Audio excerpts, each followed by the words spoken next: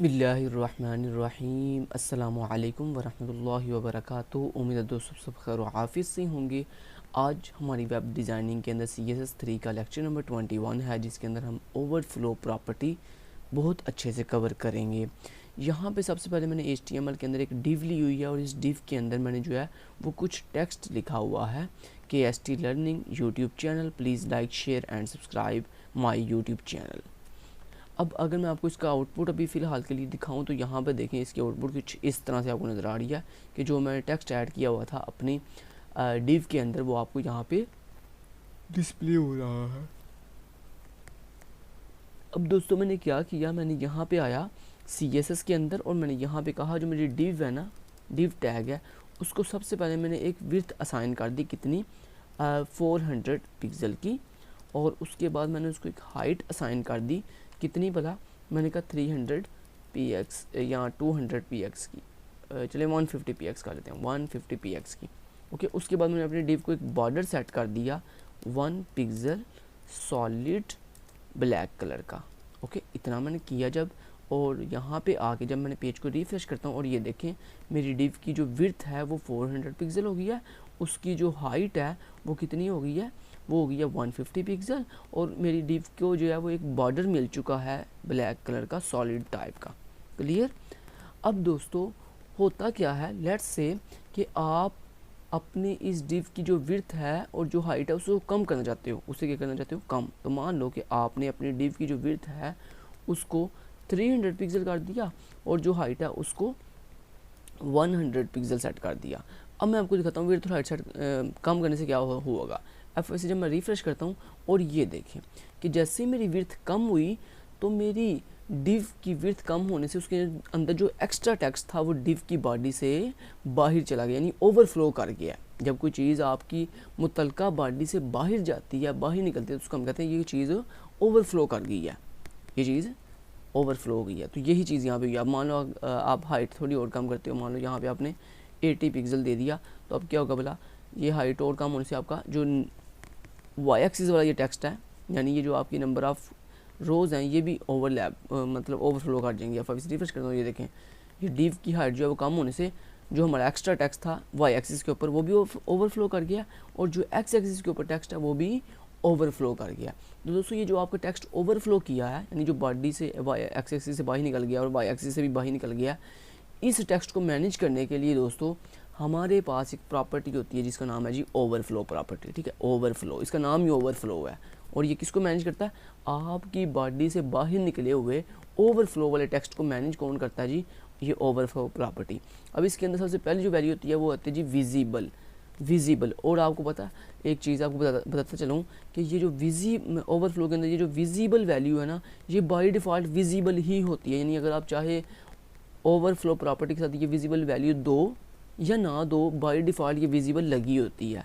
ठीक है, और ये इस विजिबल का मतलब ये है कि ये जो हमारा टेक्स्ट ओवरफ्लो किया ना ये हमें नज़र आना चाहिए। देखें आप फिर रिफ्रेश करता हूँ, देखें अभी भी आपको नज़र आ रहा है, तो आपको ये तो पहले भी नज़र आ रहा था। तो जैसे मैंने आपको पहले बताया कि आप ये विजिबल प्रॉपर्टी के अंदर चाहे आप ओवरफ्लो प्रॉपर्टी के अंदर आप चाहे ये विजिबल वैल्यू दो या ना दो, ये बाय डिफ़ॉल्ट लगी होती है। इसी वजह से आपका जो ओवरफ्लो टेक्स्ट है वो अभी भी आपको पहले भी आपको नज़र आ रहा था और अब भी नज़र आ रहा है। इसके बाद दूसरी इसके अंदर एक वैल्यू होती है दोस्तों हिडन। ओवरफ्लो की दूसरी एक वैल्यू होती है जिसका नाम है जी हिडन। अब जब आप ओवरफ्लो में हिडन लिखते हो ना तो क्या होता है कि जो टेक्स्ट आपका बॉडी से बाहर निकला हुआ ना वो आपको हाइड हो जाएगा। एफ से मैंने देखो रिफ्रेश करता हूँ, देखो जो टेक्स्ट एक्स एक्सिस से बाहर की तरफ था यानी ओवरफ्लो जो किया हुआ था वो हिडन हो गया। इसके अलावा जो वाई एक्सिस पे टेक्स्ट है वो भी हिडन हो गया, यानी छुप गया। तो ये मतलब होता है ओवरफ्लो हिडन का, कि जो एक्स्ट्रा मेरा टेक्स्ट है जो ओवरफ्लो कर गया एक्स एक्सिस पर या वाई एक्सिस पर वो क्या हो जाए, हिडन हो जाए, यानी छुप जाए वो। क्लियर जी। चलें जी, हिडन की आपको समझ आ गई। तीसरी इसके अंदर एक वैल्यू होती है स्क्रॉल की, तीसरी एक वैल्यू होती है जी स्क्रॉल की। अब ये स्क्रॉल करता है, स्क्रॉल ये करता है कि जब आपका टेक्स्ट बॉडी से बाहर निकलता है यानी ओवरफ्लो करता है तो ये क्या करता है, ये उस टेक्स्ट को जो है वो हिडन तो कर ही देता है, यानी छुपा तो देता है, लेकिन साथ आपको एक स्क्रॉल दोनों तरफ पे स्क्रॉल बार दे देता है ताकि आप अपना जो एक्स्ट्रा टेक्स्ट है उससे देख सकें। इसी तरह आपको वो एक्स एक्सिस पे भी देखिए उसने एक स्क्रॉल बार दे दिया ताकि आप अपना टेक्स्ट जो है वो देख सकें। यानी कहने का मतलब ये है कि ये जो स्क्रॉल प्रॉपर्टी स्क्रॉल वैल्यू है ना, विजिबल में क्या था, विजिबल में ये था कि वो बॉडी से बाहर निकल गया था और नज़र आ रहा था। हिडन में क्या था, वो बॉडी से बाहर निकल गया लेकिन छुप गया, लेकिन जो छुपा हुआ है वो हमें नज़र नहीं था आ रहा। लेकिन अब स्क्रॉल में फ़ायदा क्या हुआ है, स्क्रॉल में फ़ायदा ये हुआ है कि आपका जो एक्स्ट्रा टेक्स्ट है उसके लिए हमने एक्स एक्सिस और वाई एक्सिस पर एक स्क्रॉल बार बना दिया है, जिससे हमें चीज़ जो है वो कम्प्लीटली नज़र आ रही है जब हम स्क्रॉल करते हैं। ठीक है जी, तो ये होता है दोस्तों वैल्यू स्क्रॉल। इसके बाद चौथी एक इसमें वैल्यू होती है ओवरफ्लो ऑटो। ओवरफ्लो दोस्तों जो ऑटो है ये भी सेम स्क्रॉल बार की तरह ही वर्क करेगा। ये देखें, F5 से रिफ्रेश करता हूँ और देखो ये इसके ऊपर भी स्क्रॉल बार ही आ रही है। अब आप सोच रहे हो यार ओवरफ्लो स्क्रॉल किया तो फिर भी स्क्रॉल बार आ रहा है, ओवरफ्लो हमने ऑटो वैल्यू दी है फिर भी स्क्रॉल आ रहा है, तो दोनों में फिर फ़र्क क्या हुआ? दोनों में दोस्तों फ़र्क ये हुआ, दोनों में फ़र्क ये है कि जो ओवरफ्लो स्क्रॉल है ना उसके ऊपर अगर आपकी विड्थ मान लो, जैसे ये देखो ओवरफ्लो ऑटो का मतलब ये होता है कि स्क्रॉल बार तब आएगी सिर्फ यानी जब इसकी ज़रूरत होगी। जैसे ही आपकी जो टेक्स्ट है वो ओवरफ्लो नहीं अगर करेगा तो ओवरफ्लो ऑटो के अंदर जो है वो आपकी ये जो स्क्रॉल बार आई हुई हैं ये ख़त्म हो जाएंगी खुद ब खुद। यानी कहने का मतलब ये है कि अगर आप ये ओवरफ्लो प्रॉपर्टी के अंदर वैल्यू लिखते हो ऑटो, तो इसका मतलब होता है कि स्क्रॉल बार सिर्फ तब आएगा जब स्क्रॉल बार की ज़रूरत होगी, यानी जब टेक्स्ट ओवरफ्लो करेगा। लेकिन अगर टेक्स्ट ओवरफ्लो नहीं कर रहा और आपने ओवरफ्लो ऑटो दिया हुआ है तो इसमें क्या होगा, इसमें टेक्स्ट अगर ओवरफ्लो नहीं किया तो आपकी स्क्रॉल बार नज़र नहीं आएगी, स्क्रॉल बार ख़त्म हो जाएगी।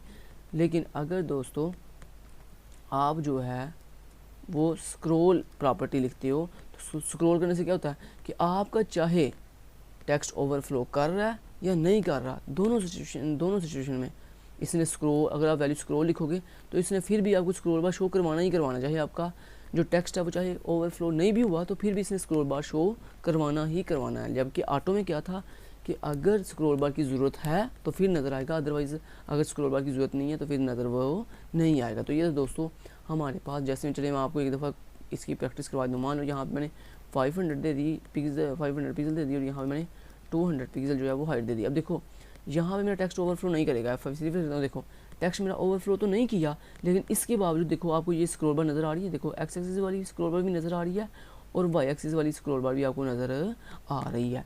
तो ये होता है दोस्तों ओवरफ्लो स्क्रॉल का मतलब। स्क्रॉल देने से स्क्रॉल बार जो है वो चाहे ओवरफ्लो हो या ना हो फिर भी नज़र आती है, लेकिन ओवरफ्लो ऑटो लिखने से अगर स्क्रॉल बार की ज़रूरत है तो फिर स्क्रॉल बार आएगी, अदरवाइज स्क्रॉल बार नहीं आएगी। उम्मीद करता हूँ आपको वीडियो अच्छी लगी होगी, समझ आई होगी। अगर फिर भी कोई कन्फ्यूजन है तो नीचे कमेंट बॉक्स में पूछिएगा या हमें कॉन्टैक्ट कर सकते हैं आप व्हाट्सएप के ऊपर। Thank you so much. Till then guys, take care, Allah हाफिज़।